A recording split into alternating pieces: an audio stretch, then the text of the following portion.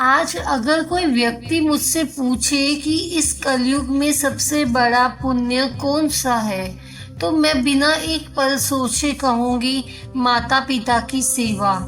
गरुड़ पुराण में एक वाक्य आता है, जो व्यक्ति अपने माता पिता को कष्ट देकर 1000 तीर्थों में यात्रा करता है, स्नान करता है, उसका कोई फल नहीं मिलता। और जो व्यक्ति अपने माता पिता की मौन भाव से सेवा करता है, उसे बिना जाने ही देवता नमस्कार करते हैं। आज की यह कथा केवल सुनने के लिए नहीं है। आज की यह कथा आपकी आत्मा को झकझोरने वाली है। आज हम जानेंगे माता पिता की सेवा न करने पर गरुड़ पुराण में क्या दंड बताए गए हैं और उनकी सेवा करने पर कैसा अदृश्य वरदान मिलता है।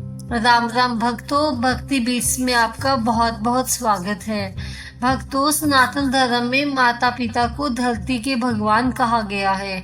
गरुड़ पुराण केवल मृत्यु के बाद की यात्रा नहीं बताता, वह यह भी बताता है कि जीते जी जीवन कैसे जिया जाए। जिस घर में माता पिता रोते हैं, वह घर बाहर से चाहे महल हो, अंदर से शमशान बन जाता है। और जिस घर में माता पिता के चरणों की धूल लगती है, वहाँ गरीबी भी दरवाजे से लौट जाती है। भक्तों, आज की कथा में कोई कल्पना नहीं, कोई डराने वाली बात नहीं, बस गरुड़ पुराण की सीधी, कठोर और सत्य वाणी है। तो भक्तों, इसको जानने के लिए सबसे पहले हमारे चैनल को सब्सक्राइब करें और इस कथा के अंत तक बने रहें। भक्तों, अब आते हैं मुख्य कथा पर। राजा परीक्षित जब शुक्रदेव जी से प्रश्न करते हैं, हे महर्षि, मनुष्य जीवन में ऐसा कौन सा कर्म है जिससे सभी पाप नष्ट हो जाते हैं। तब शुक्रदेव जी कहते हैं, राजन, अगर मनुष्य यह जान ले कि उसके माता पिता ही उसके पूर्व जन्मों के ऋण हैं, तो वह कभी उनका अपमान नहीं करेंगे। गरुड़ पुराण कहता है, माता पिता की सेवा कोई साधारण कर्म नहीं है। यह सेवा दान से भी ऊपर है, तप से भी ऊपर है और यज्ञ से भी ऊपर है। कल्पना कीजिए भक्तों, यमलोक का वह मार्ग जहाँ आत्मा अकेली चल रही है। उस आत्मा के साथ न धन चलता है, न परिवार, न प्रतिष्ठा, केवल उसके कर्म उसके साथ चलते हैं। और जब यमदूत उस आत्मा को लेखा खोलते हैं, तो पहला प्रश्न होता है, क्या तुमने अपने माता पिता की सेवा की थी? अगर उत्तर हाँ होता है, तो कई पाप बिना दंड के कट जाते हैं, और अगर उत्तर नहीं होता है, तो पुण्य भी कमजोर पड़ जाते हैं। भक्तों, गरुड़ पुराण कहता है, जो व्यक्ति अपने माता पिता को वृद्धावस्था में अकेला छोड़ देता है, जो उनकी बीमारी में खर्च से बचता है, जो उन्हें बोझ समझता है, उसके लिए नरक के विशेष लोक बताए गए हैं। वहाँ न आग होती है, न हथियार होते हैं, वहाँ केवल पछतावे की आग होती है।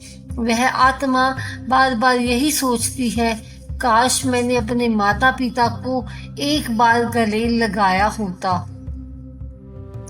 गरुड़ पुराण कहता है, जो संतान अपने माता पिता के चरण धोती है, वह अनजाने में अपने भाग्य की रेखाएं धो देती है। जिस घर में माता पिता मुस्कुराते हैं, वहाँ लक्ष्मी बिना बुलाए आती है। ऐसे व्यक्ति के जीवन में रुकावटें कम होती है, अकाल मृत्यु टलती है और अंतिम समय शांत होता है। भक्तों, हर सुबह अगर संभव हो तो अपने माता पिता को नमस्कार करें। अगर दूर हैं तो मन में उनका स्मरण करें। उसके लिए मन में कभी भी कटु वचन ना रखें। गरुड़ पुराण कहता है, मौन में की गई सेवा सबसे बड़ा दान होती है। माता पिता हमसे कुछ भी नहीं मांगते, वे बस हमारा समय चाहते हैं, हमारी आवाज़ चाहते हैं और थोड़ा सा सम्मान चाहते हैं। और जब यह नहीं मिलता तो वे चुपचाप ईश्वर से प्रार्थना करते हैं, हे प्रभु मेरे बच्चे को सुखी रखना। सोचिए, जिसके लिए माता पिता रोज प्रार्थना करे उसका अहित कौन कर सकता है। भक्तों, अगर आज आपके माता पिता जीवित हैं तो समझ लीजिए ईश्वर ने आपको सीधा रास्ता दे दिया है। मंदिर बाद में जाना, व्रत बाद में रखना, दान बाद में करना, पहले माता पिता की सेवा करना। गरुड़ पुराण कहता है, जो माता पिता को पा ले वह भगवान को पा लेता है।